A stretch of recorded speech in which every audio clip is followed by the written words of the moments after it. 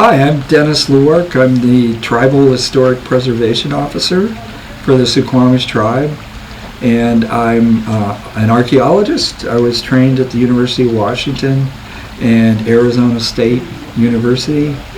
I grew up in Seattle in the 1950s and 1960s, and I graduated from the University of Washington in 1971. Went to Arizona State University and then came back to the University of Washington. Received my master's degree in anthropology in 1974. And I did doctorate research in Mexico on the Aztec Economic Organization. And I worked in the Puget Sound area for about 35 years. Okay. Well, again, I'd like to thank you for coming in to talk to us. And so I'd like to start off with, how long did it take you to get where you are right now? Well, I've been doing archaeology since 1971, so almost 40 years, and I've worked in Mexico in 2 places and in about 15 states throughout the United States. So I've worked in private consulting as an archaeologist for an archaeology firm. I worked for engineering companies. I taught at the University of Washington. I taught at University of Nebraska, and I taught at the University of South Carolina. And I've worked on construction projects as an archaeologist and done different kinds of research for tribes and for engineering firms. Okay, what tools do you use on average, daily basis? I'm in front of a computer probably 90% of the time, and a lot of it has to do with mapping. I use historic maps that we can get, and either they're already scanned or I get them from public agencies. I use geographic information systems, software, and mapping programs. We compile information on the environment, and we put historic records, locations of cities, trails, sites, places where elders fished. So I use that a lot. I use word processing. I do a lot of statistical software to look at spatial patterns of where things are and how they're correlated with the environment. When you're out in the field, do you just use just picks and lighting and stuff? Yeah, we do a limited amount of field work here at the tribe, but as a professional archaeologist, today you have to know how to use GPS, a lot of electronic recording, but even then you have to know how to read maps, topographic maps, U.S. Geological Survey topographic maps. It helps if you know how to use a compass. A lot of times we use GPS units, but then we also use tapes, compasses. A lot of what we do in the first stages of research is what's called an archaeological survey. And basically that's walking across the ground, and usually you're spaced at a certain distance, usually about 20 feet.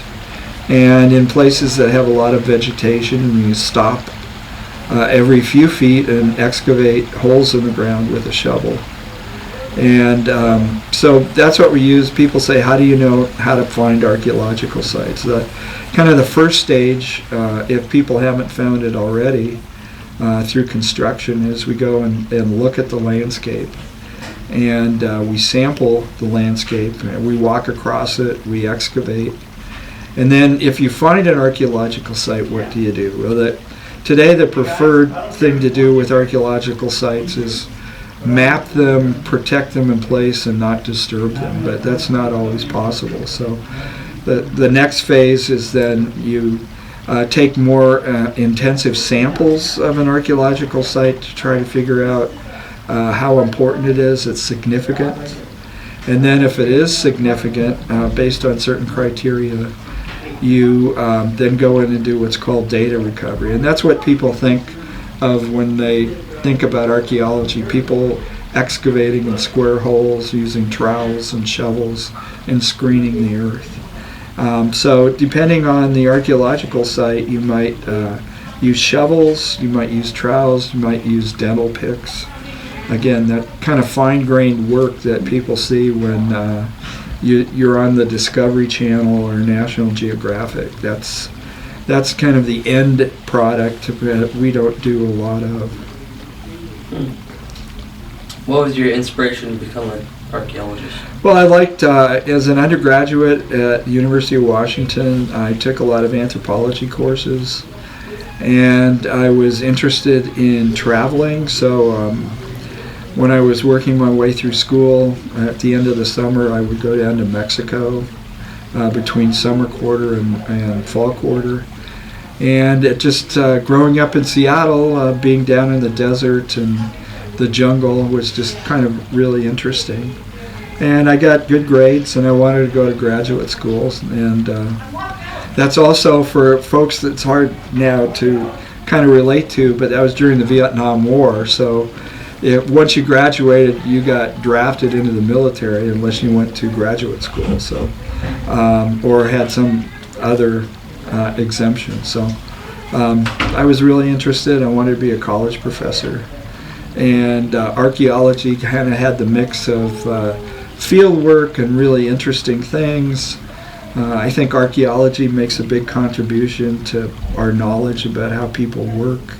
There's a lot of lessons to be learned, especially today with the techniques that archaeologists have. We can relate to things like climate change and why do certain cultures ebb and flow. A lot of what archaeologists deal with are people, societies, cultures that are no longer around. And some of the classic things are the collapse of the Maya civilization. Here you had this huge complex society in the southern Mexico, Guatemala, and Honduras, and they collapsed. There was population disruption.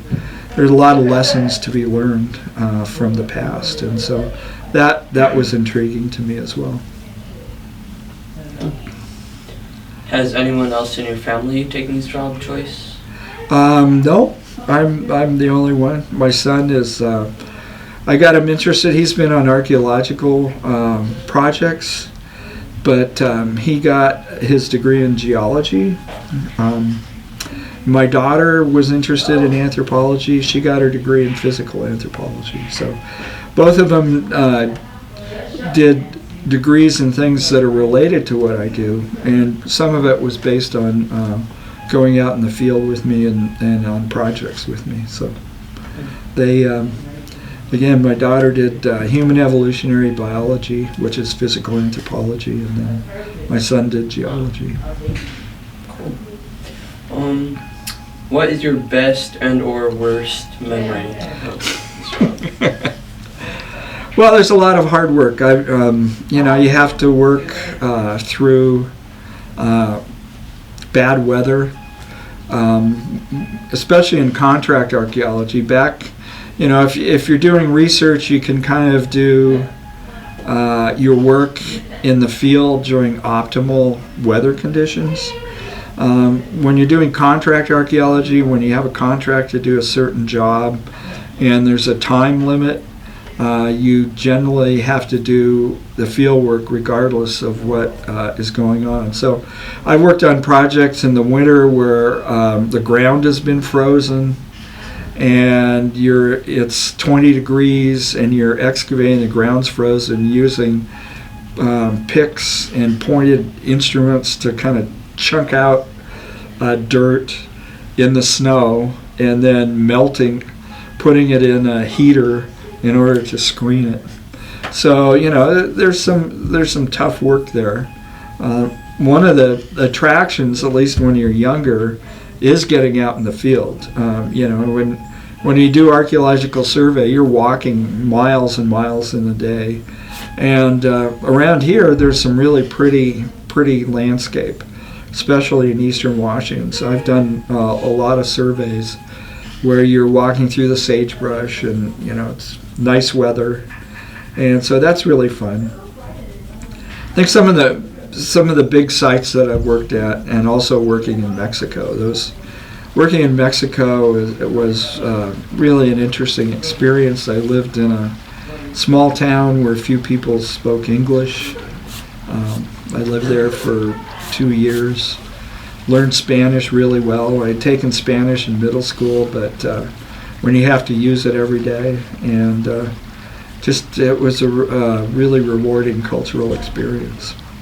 And then I've been lucky enough to work on some big archaeological projects in western Washington, where we've worked with really interesting archaeological areas, really old material, houses, things that go back about 5,000 years. So been lucky to work on some really nice projects.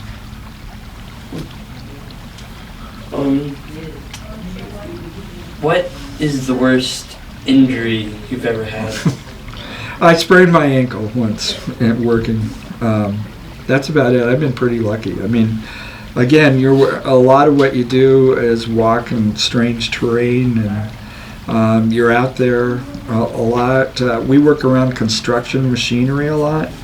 We take training, safety training, and hazardous materials training.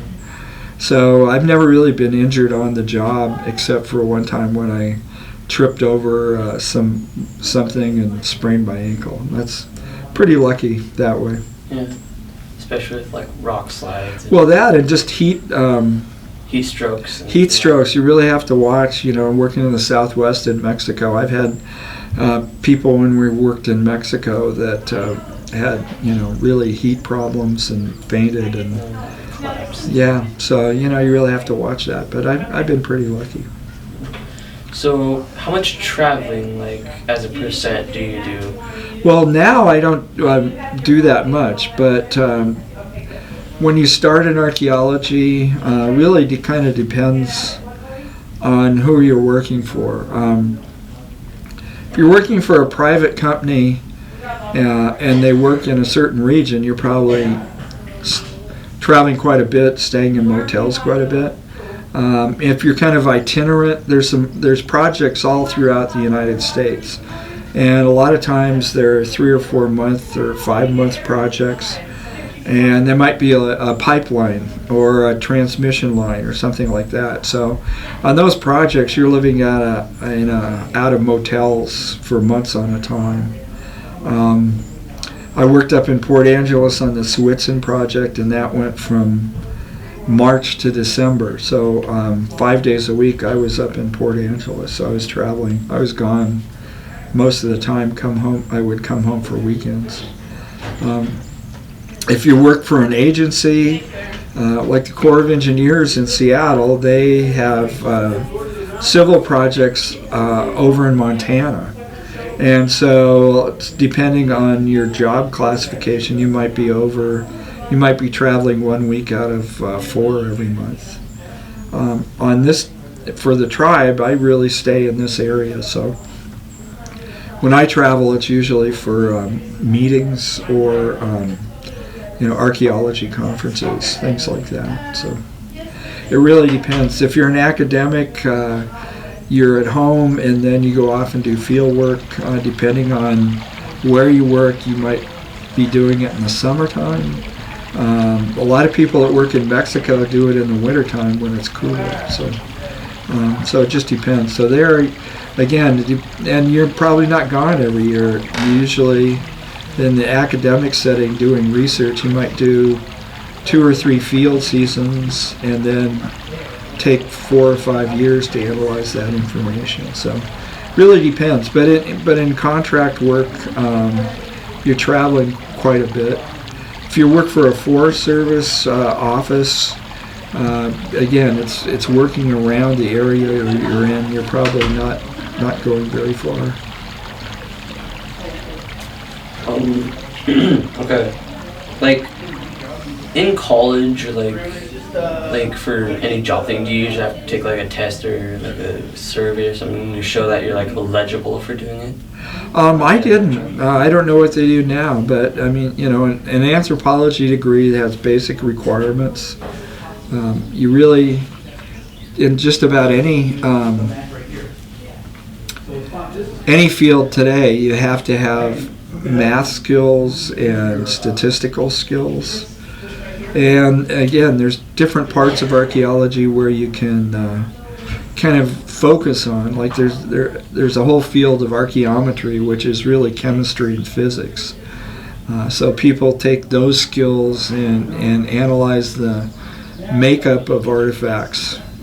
Other people do other kinds of studies. But just kind of a basic archaeology background. They expect you to have foreign language, math skills. Probably today you have to have geographic information system skills. There's so much data. You have to know how to do statistics. And part of those statistics are working with geographic information database to look at spatial patterns. And you have to take other anthropology courses. Part of what you do is you have to take linguistics, physical anthropology, social anthropology. So, do you ever get any free time for I forgot what it's called. Do you just like a sabbatical or something like that? Like you get time off, like in case like a family member gets hurt. Do you get like those? Well, for the tribe, yeah. I mean, the tribe has really good benefits. And if you're an academic, you can, there's some flexibility. You probably have less flexibility. When I worked for the Leonard Forsman, the chairman, and I worked for a small archaeology company, we had some holidays off, we had some vacation time, but we had no sick leave. So if you didn't work, you didn't get paid. So, it really depends on who your employer is. If you work for the federal government, you get all the benefits, and the tribe here, Suquamish tribe, has really good benefits. Most companies, engineering companies, you have vacation and sick leave. So, really kind of depends on who you work for. So, do you have to write reports, or how much paperwork do you get after doing sites? I do a lot of report writing. Not as much as I used to, because I would actually analyze excavation data or survey data. A lot of what I do is review permits or correspondence or other people's studies and evaluate if somebody's gone out and done an archaeological survey. I look at what they found and see if they did an adequate job in finding things. I look at building permits or other kind of permits that allow some kind of land use, either for a city like Seattle or Paulsbo, or the city of Bainbridge Island or Kitsap County. And that's where the map skills and the geographic information skills come in, because then we look at where the proposed project is, and then we go into our computer database and see what we know about that area, whether somebody's looked for archaeology, or whether we know elders have collected plants there. And then we make some kind of assessment of how that's going to affect either the elders or disturbing an archaeological site. So really a lot of what I do is paperwork. There's a lot of that involved in what I do.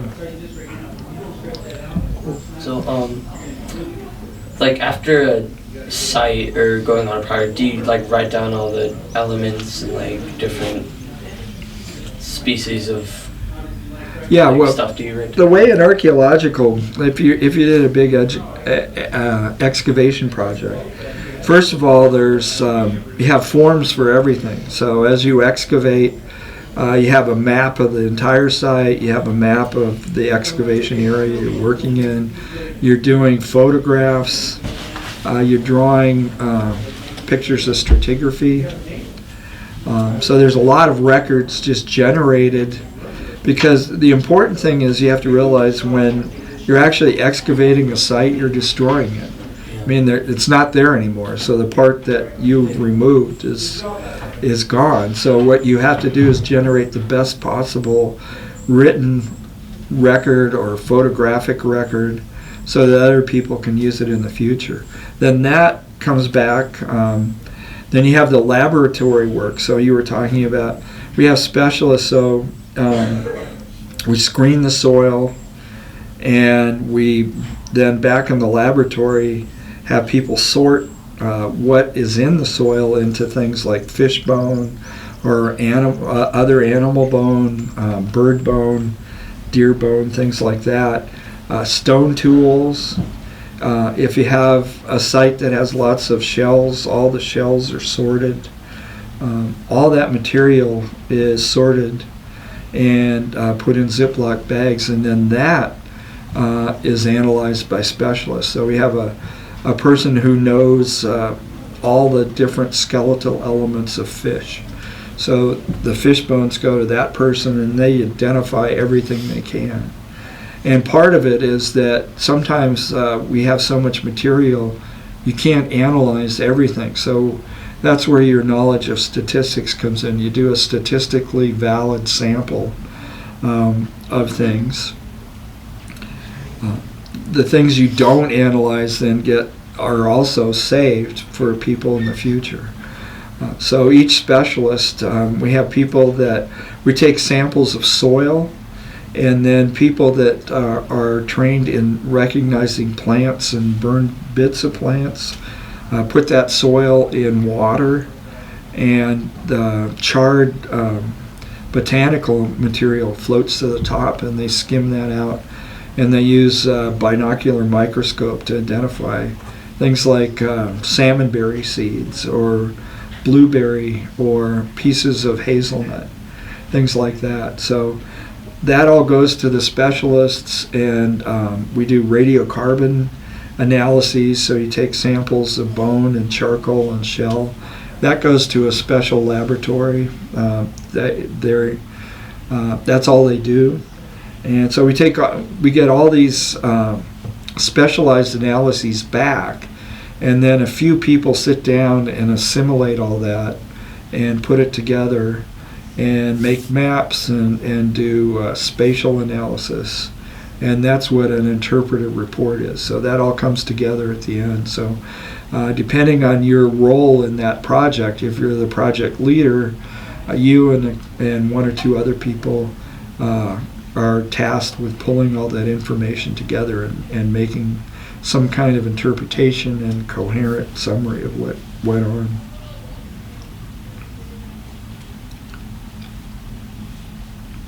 So, again, thank you for coming in. Thanks for answering all my questions and stuff. Thank you. It's been a pleasure.